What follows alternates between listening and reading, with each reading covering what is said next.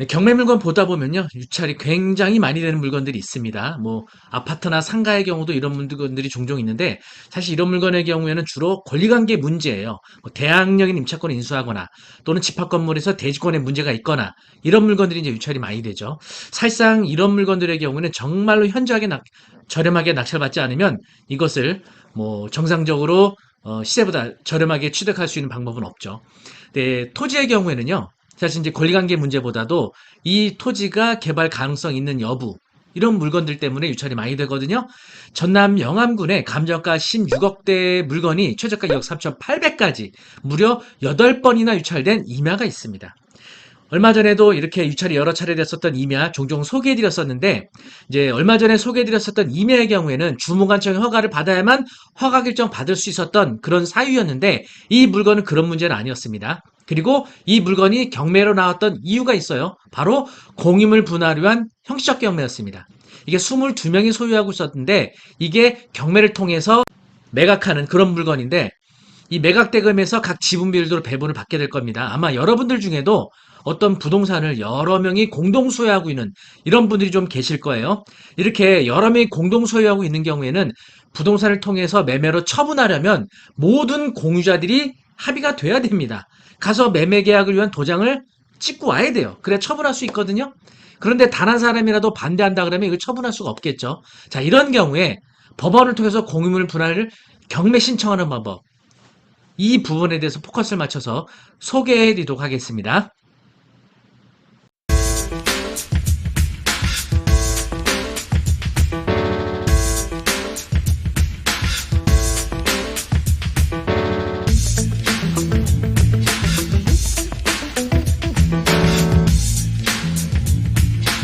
어떤 분들은 임대 수익을 원하시는 분들이 계실 거예요. 여기에 따라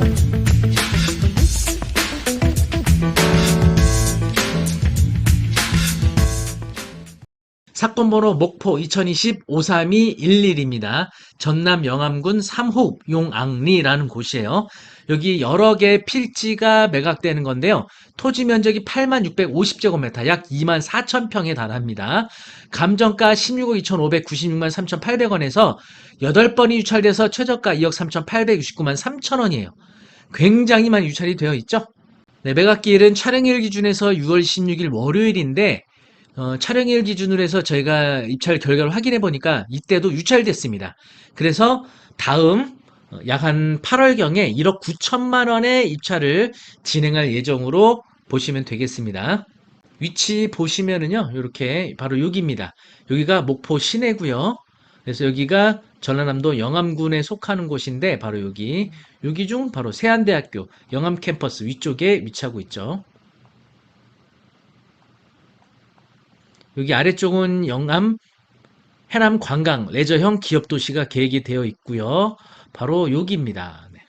여기 작은 삼호읍, 여기 시내가 구성이 되어 있고요. 여기 세안대학교, 그리고 호등산 이렇게 위치하고 있습니다. 이따 잠시 후에 이제 지적계약도 보여드리겠지만 이쪽에 임야가 매각이 되는 겁니다. 해당 경매 사건 보시면 공유물 분할 위한 경매라고 되어 있죠. 자, 등기부등본 보시면요. 이거 경매 신청한 채권자가 주식회사, 농업회사 법인 주식회사 공유투자라는 곳인데 2017년도에 매매로 소유권을 취득을 했습니다. 일부 지분을. 네, 그래서 8650분에 1653, 그리고 또 2017년도 10월 달에도 8650분에 1653, 이렇게 두 번에 걸쳐서 지분으로 매입을 한 회사가 경매를 신청한 사건인데요. 보시면 매매가는 1200만 원에 취득을 했네요. 자, 소유권에 관한 사항, 이렇게 요약 사항인데요. 전체 소유자는 22명이에요. 무려 22명에 달하는 공동 소유자들이 있는데, 바로 해당 이 농업회사 법인이 8650분에 1653 지분을 두 번 취득을 했죠. 전체 3306 제곱미터를 소유하고 있는 겁니다. 전체 지분의 약 4%를 소유하고 있는 거예요. 그래서 이 농업회사 법인이 법원에다가 공유물 분할 청구 소송을 제기했습니다. 보시는 것처럼. 그래서 원고는 이 주식회사 공유투자회사고요. 피고는 다른 공유자들 상대로. 네, 이렇게 21명의 다른 공유자들을 상대로 소송을 제기했는데 주문 내역은 각 부동산을 경매에 붙여 대금에서 경매 비용 공제한 나머지 금액을 원고 및 피고들에게 해당 공유 지분 비율로 분배한다. 그래서 매각 대금을 각 지분 비율대로 배당을 받아갈 수 있도록 해준다는 얘기예요. 이게. 그래서 현재 경매 신청한 이 원고의 지분은 약 한 4% 정도 됩니다. 이 판결 내용에 보시면요.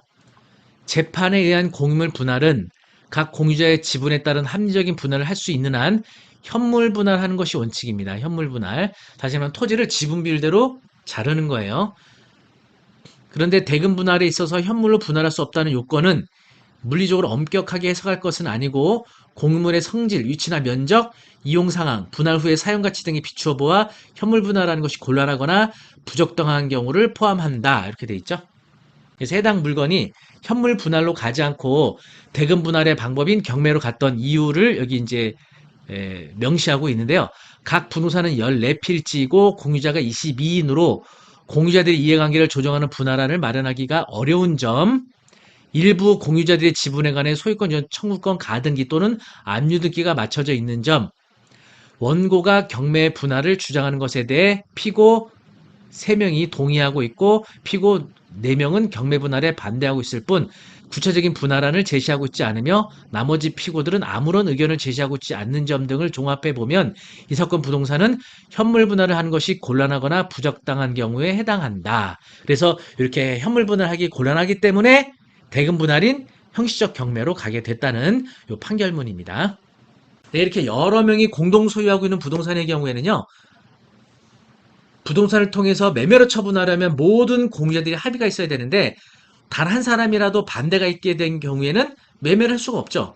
그럴 때는 법원에 공유물 분할 청구 소송을 제기하게 되고요. 법원에서는 이에 대해서 현물 분할을 원칙으로 하고 있어요. 하지만 현물 분할이 곤란할 때는 대금 분할의 방식인 경매를 통해서 매각할 수 있도록 한다는 거죠. 다만 현물 분할이 곤란한 사유가 적당해야 한다는 얘기죠. 그런데 해당 이 물건의 경우에는 이런 여러 가지 사유로 인해서 현물 분할이 곤란한 사유에 해당해서 경매를 통해서 매각해서 매각 대금을 지분 비율대로 배분을 한다. 바로 이런 사유가 되는 겁니다. 그래서 여러분들 중에도 공동 소유하고 있는 부동산 중 이와 같은 유사한 사유에 해당하는 경우에는 경매를 통해서 매각하고 매각 대금을 지분 비율대로 배당을 받게 된다는 얘기죠. 매매가 아니더라도. 자, 이렇게 해서 이제 공유지분 관계를 해소할 수 있는데 문제는 이게 낙찰가가 높아야 돼요.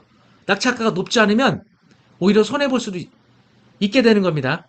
경매를 신청한 해당 원고의 경우에는 전체 토지의 약 4%에 해당한 지분을 가지고 있는데 이게 지금 유찰이 됐단 말이죠. 우리 최저가 1억 9천인데 만약에 2억에 낙찰된다. 그러면 배당을 얼마 받느냐? 800만 원을 배분을 받게 돼. 배당을 받게 돼요. 1,200만 원에 샀는데 800만 원 배당 받으면 오히려 400만 원 손해 보는 거예요. 그래서 해당 이 물건이 손익분기점은 3억이에요. 3억에는 낙찰되어야 거기에 4%인 1,200만 원을 배당받아서 또이또이 되는 겁니다. 그런데 유찰이 지금 너무 많이 되고 있어요. 이게 왜 이렇게 유찰이 많이 되느냐?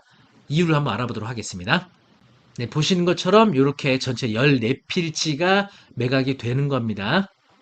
토지이용계획 확인서 보시면 한 필지에 대해서만 한번 국토의 개미 이용하는 법률과 다른 법령에 따른 지역 지구를 보시면 보존녹지의 자연녹지 지역인데 공인용 산지 그리고 임업용 산지에 해당한다는 겁니다. 보시는 것처럼 공인용 산지와 임업용 산지로 되어 있어요. 그래서 이런 거를 보존산지라고 하는데 이런 보존산지로 지정된 경우에는 특수한 목적 외에는 개발이나 이런 것들이 불가능합니다. 그래서 개발 가치가 떨어지는 임야이기 때문에 유찰이 여러 차례 되고 있다고 볼 수 있겠습니다. 그래서 지금 유찰이 돼서 최저가 이제 1억 9천만 원까지 내려갔는데 네, 1억 9천만 원까지 내려가는 거를 낙찰이 얼마에 되느냐에 따라 이 경매를 신청한 원고, 기타 또 다른 공유자들도 배당 금액이 달라지겠죠. 아마 계속 유찰이 될수록 낮은 금액 낙찰될수록 이제 최근에 오히려 비싸게 산 사람은 손해를 보게 될 겁니다. 공유물 분할에 의한 형식적 경매에서는 여러 가지 이제 이런 요건에 갖춰서 대금 분할로 갈 수도 있지만 경매 낙찰가가 내가 취득한 금액보다 낮은 금액으로 돼버리면 오히려 손해가 발생될 수도 있다. 이런 점을 고려하셔야겠습니다. 어쨌든 전남 영암군에 있는 감정가 16억짜리가 1억 9천만 원까지 유찰된 물건을 소개해 드렸습니다. 어떻게 도움이 좀 많이 되셨나요? 경매로는 이렇게 유찰 많이 되는 물건들, 또 유찰되는 사유들을 잘 알고 입찰하는 것이 중요하다고 할 수가 있겠습니다.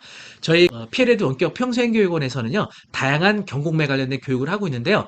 이번에 7월에는 조선닷컴 교육센터에서 7월 1일 날 상가투자반, 그리고 7월 10일 날 경매 기초반 수업을 진행하게 될 거거든요. 직장 다니시는 분들, 사업하시는 분들을 위해서 상가투자반은 매주 토요일, 그리고 기초반은 평일 월요일 오후 7시에 수업을 진행하니까요. 퇴근 이후에 기초반 들으시고요. 또 토요일 주말을 이용해서 상가투자반 수강 신청 해보시기 바라겠습니다. 수강 신청은 아래 링크 올려드리도록 하겠습니다.